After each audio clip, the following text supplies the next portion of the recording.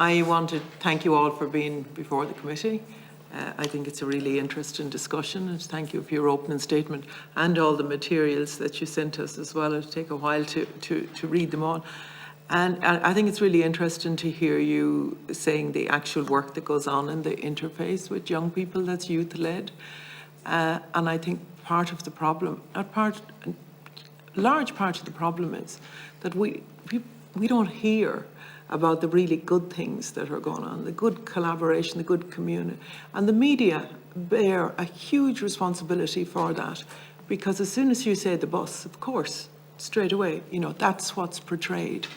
And I think it underestimates the work of young people and of yourselves as well that's really happening there. And we have to find better ways of that is the message that goes out, that it is a positive message and an acknowledgement of the good work that's done in the communities by yourselves and by others as well, where there's real leadership. I want to just ask. I just want to get a better feel for what you're trying to achieve and that you are achieving already. The Strive participants have been described as the agents of change who have been supported to develop meaningful and lasting relationships that ultimately contribute to building more peaceful and prosperous communities. What's the most standout example that you could give me from the programme where that is really demonstrated? That's probably my first question. Is there a really good example of where it's being designed? Our expert by experience model is based on using the expertise that young people already have. So particularly young people who have already been through our services and been through similar experiences. So it's not us as youth workers or managers imposing our idea of what peace building should be or what the programme should look like. It's very much coming from the young people's point of view. So those expert by experience young people are very close in age to the participants.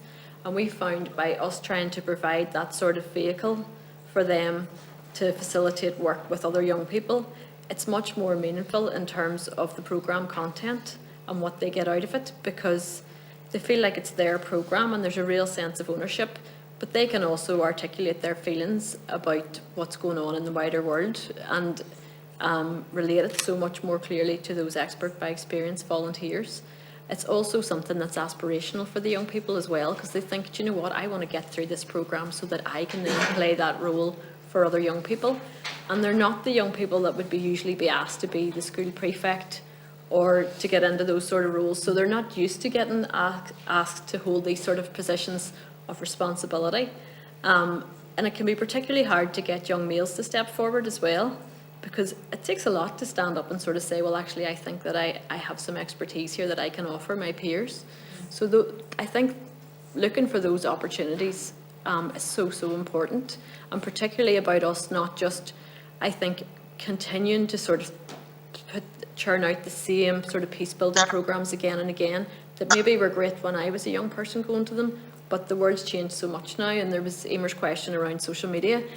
Social media has changed so much for young people as well in terms of where they're getting their views from. It's not all what you're hearing at home around the dinner table. It's also what you're hearing from a lot of unregulated sources. And some of that work can be around that sort of talking to young people, not always through, structured debate, but through the conversations over a cup of tea around what it is that's going on for them now, or that thing that they read last night on Facebook, and picking apart, well, what does that actually mean? How do you know that it's true? And that's how a lot of myths are perpetuated around sectarianism and racism and so on as well. So I think in general we need to look for more and more forums that young people can feel that they have a place in their community. A big part of the programme is around community volunteering. So we don't say to the young people, listen, we've arranged for you all to go and pick litter on Wednesday night. They come to us and go, right, we've had a look in the area and we see that there's some areas that say might need brightened up, or we think we could raise some money for this particular project. And they come up with the idea of what they want to do to generate a community project, and as far as possible go about sort of leading that with support from the youth workers. But it's all about youth workers as facilitators of the process, as opposed to imposing what we think community development. We have lots of similar projects here. Are there exchanges between North and South in what? Can you just give me some example maybe of successful exchanges? We've had cross-border exchanges and cross-site exchanges where they all come together and meet middle ground. I suppose the closing day was the last, so the end of the programme under Piece 4 was the closing day, and we had that in Tyrone, and the young people from Lifford, Clonlea Resource Centre, come up into Tyrone, the other young people from Belfast, Downpatrick, surrounding areas, and we all met in the one place. And I think the amazing thing about it is sometimes when you go into halls when young people are all from different areas, counties, countries, that they all sit in their own cliques. And we went in that day and it was a massive hall and they were all playing football, dodgeball, badminton, they were having burgers together. It was lovely to see agents of change right before your eyes, because we watched that day. These were young people who were afraid of what was across the border. These were young people who was afraid of what was on the other side of the wall, never mind across the border. And to see that from where they started to prods get all the jobs, to the tags learned in jail. To watch that, because that was transgenerational. We knew that was coming, fed down the family line, or what they'd read on sites that were anonymous through social media. To see them come through the other end of that, watch the peace building take place and see that happen before your eyes was something amazing. So how do we then develop that or ensure that evolves, through multi-annual funding, so that can be more strategic approach to that it's not just a one-off day, that it's programs of events where people learn about each other, learn from each other and understand each other better. We've had programs here I've seen where we've had loyalist students here and students from Republican areas, and it's been really, really interesting in the dynamic where we've talked about mental health and other issues that, there's absolutely no difference. What I found from what it was politics and action, I think Peter Weir, that you have brought down groups here. So how do we scale up the work that you're doing? What do you need in order to be able to scale up that work? I think funding needs to be fluid for it, for this type of work, for this model of youth work. Lots of times when funding becomes available for youth work or youth models or programmes, it's 2 to 3 years, maximum 4, and then a 2-year gap, and then more money comes along. You've lost the vehicle of change in those 2 years. Things go back to square one. That wee generation that you've worked with go on and make a small difference, but you don't get the process that you wanted or envisaged. There needs to be a 10-year, 15-year strategy on making this turn around rather than short breaks. I know that everything has to be reviewed, monitored and all the rest of it, but it can be done parallel to the money coming through. So the funding and the resources, I think, needs to be fluid. Yes, and Rose, as you say, sustained. I mean, can I be really honest about where loyalism is at the minute?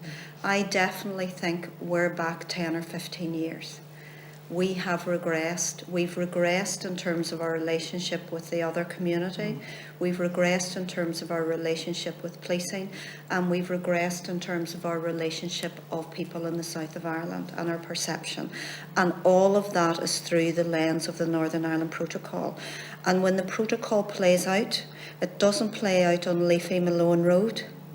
It plays out in socially disadvantaged communities. So middle-class Protestants always travel to Donegal. Let's be honest about that. But our working class parents in North Belfast, the parents of the strivers, before COVID, the one thing they were looking forward to was a residential to Donegal, because they'd never been across the border.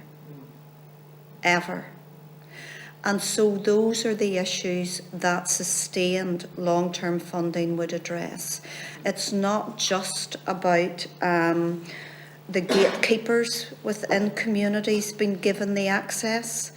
It's about making sure that that is cascaded down so that ordinary mums and dads, ordinary young people, really get an opportunity to see the other through a different lens.